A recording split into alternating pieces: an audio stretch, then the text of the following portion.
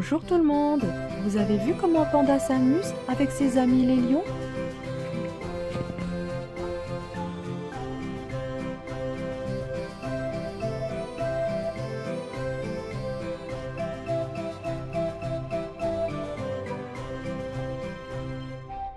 Les enfants, on appelle Panda tous ensemble à 3. 1, 2, 3. Panda! Tu as vu, les enfants sont là. Allez, viens leur dire bonjour.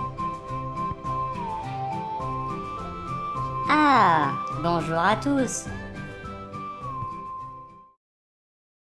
Eh bien, tu sais Panda, si c'était des vrais lions, ils n'auraient fait qu'une bouchée de toi.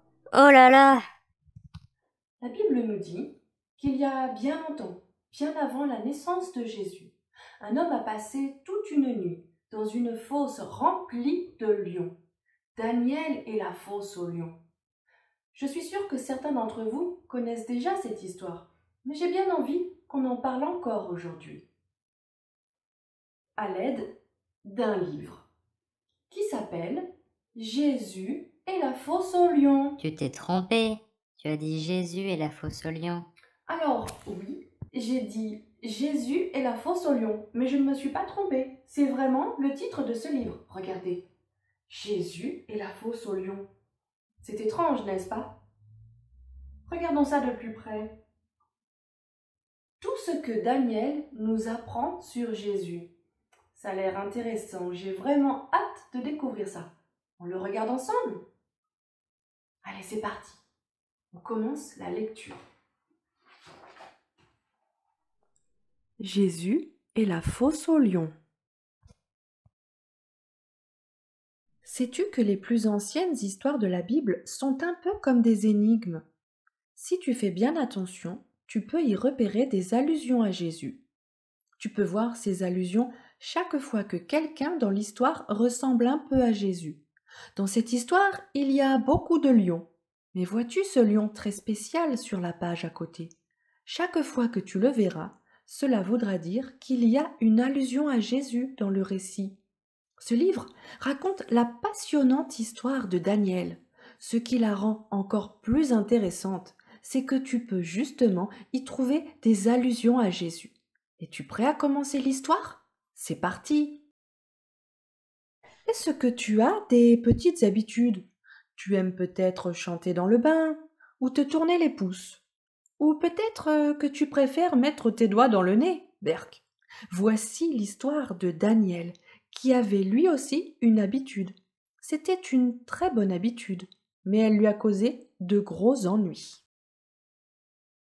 Daniel connaissait Dieu, le seul vrai roi qui règne sur toutes choses et sur tout le monde. Daniel aimait beaucoup Dieu. 3 fois par jour, il s'agenouillait devant sa fenêtre pour prier.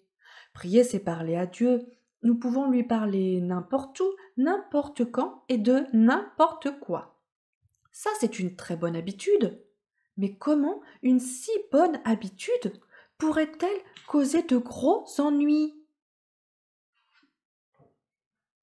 Daniel travaillait pour Darius, le très puissant roi de Babylone. Daniel faisait tellement bien son travail que le roi voulait que ce soit lui qui dirige tout le royaume. Mais les autres serviteurs du roi Darius n'aimaient pas Daniel, et ils n'aimaient pas non plus le Dieu de Daniel. Ils ont donc décidé de faire quelque chose pour que le roi soit en colère contre Daniel. Ils avaient juste un problème. Daniel n'avait rien fait de mal, rien du tout. C'est alors qu'ils ont eu une idée. Et s'ils se servaient de l'habitude de Daniel pour lui attirer des ennuis? Les ennemis de Daniel ont poussé le roi Darius à créer une nouvelle loi. Cette loi disait qu'il était interdit de prier qui que ce soit d'autre que le roi pendant 30 jours. Et si quelqu'un ne respectait pas cette loi, il serait jeté dans une fosse remplie d'énormes lions, des lions affamés. Oh non! Qu'allait faire Daniel? S'il obéissait au roi de Babylone, il serait en sécurité. Mais s'il voulait obéir à Dieu, le seul vrai roi, qui règne sur toutes choses et sur tout le monde, il devait continuer à prier. Et cela voulait dire que Daniel allait servir de nourriture aux lions. Être en sécurité ou servir de nourriture aux lions. Qu'est-ce que Daniel allait choisir? Les ennemis de Daniel se sont tout doucement approchés de sa maison et ont regardé par la fenêtre. Daniel était en train de prier. Ils l'avaient attrapé. Leur piège avait fonctionné. Ils se sont alors précipités pour tout raconter au roi. Daniel allait bientôt servir de nourriture aux lions. Le roi Darius a cherché et cherché toute la journée un moyen de sauver Daniel, mais il n'a rien trouvé. Même le roi n'était pas capable de changer la loi.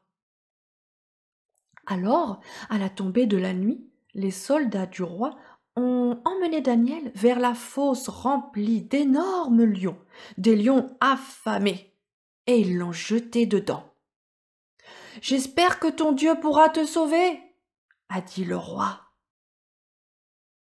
On a roulé une grosse pierre sur l'ouverture de la fosse, et tout le monde est allé se coucher. Mais le roi n'arrivait pas à dormir. Toute la nuit, il s'est tourné et retourné dans son lit. Au petit matin, il s'est précipité vers la fosse. « Daniel, ton Dieu a-t-il réussi à te sauver des lions ?» a demandé le roi.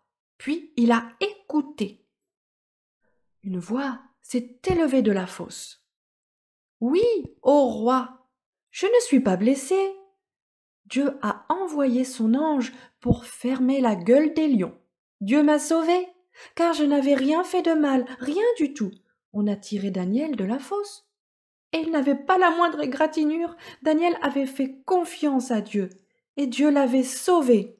Puis, comme le roi Darius était un roi très important, il a écrit à tous les peuples de tous les pays du monde entier, et il a dit « Le Dieu de Daniel est le Dieu vivant.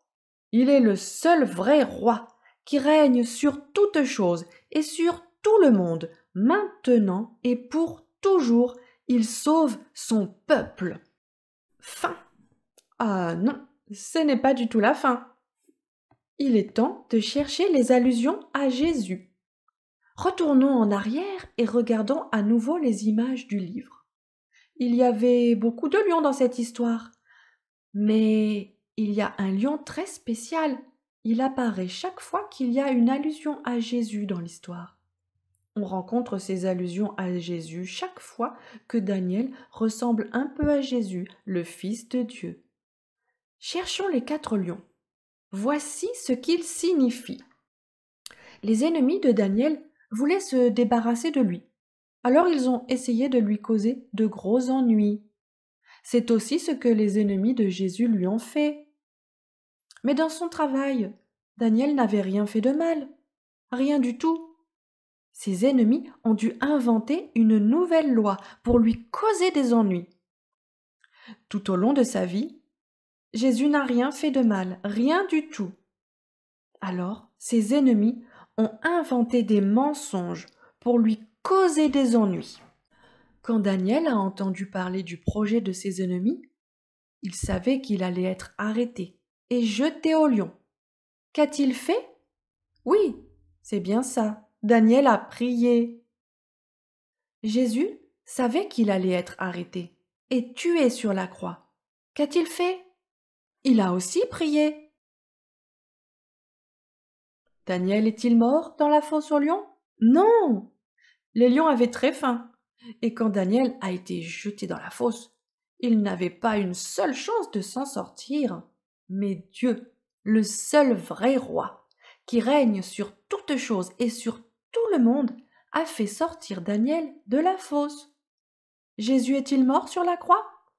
Oui, oui, oui. Jésus est vraiment mort. Mais ensuite, Dieu a retiré son Fils de la mort. Et tu sais ce qui est extraordinaire dans tout ça? Dieu promet aussi de retirer de la mort tous les amis de son Fils, afin qu'ils vivent pour toujours avec lui. Dieu peut-il réellement faire cela? Oui, il le peut et il l'a déjà fait. Un jour, tous les amis de Jésus vivront avec lui pour l'éternité. En attendant, nous pouvons faire comme Daniel et parler au seul vrai roi qui règne sur toutes choses et sur tout le monde. Et nous pouvons le faire chaque jour.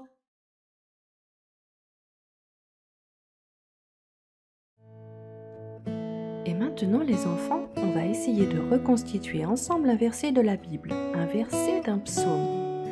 Je vous lis les morceaux de cette phrase. Jamais un refuge dans la détresse, Dieu est pour nous, qu'il ne manque un secours et un appui. Ouh là là, c'est difficile. Allez, je vous laisse réfléchir un petit peu.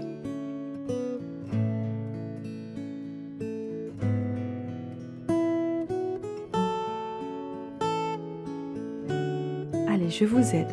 Ça commence par Dieu est pour nous. Dieu est pour nous jamais? Non, ce n'est pas ça. On réessaye? Dieu est pour nous un refuge et un appui. Oui, gagné. Allez, je vous aide. Dans la détresse se trouve à la fin de la phrase. Et voilà, le verset est Dieu est pour nous un refuge et un appui, un secours qui ne manque jamais dans la détresse. Les enfants, retenez bien ce verset dans votre cœur. Dieu est pour nous un secours. Dieu est là. Il est un refuge et un appui.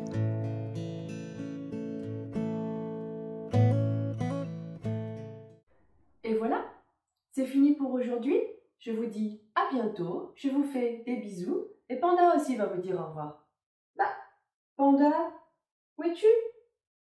Panda, Panda, où es-tu, Panda?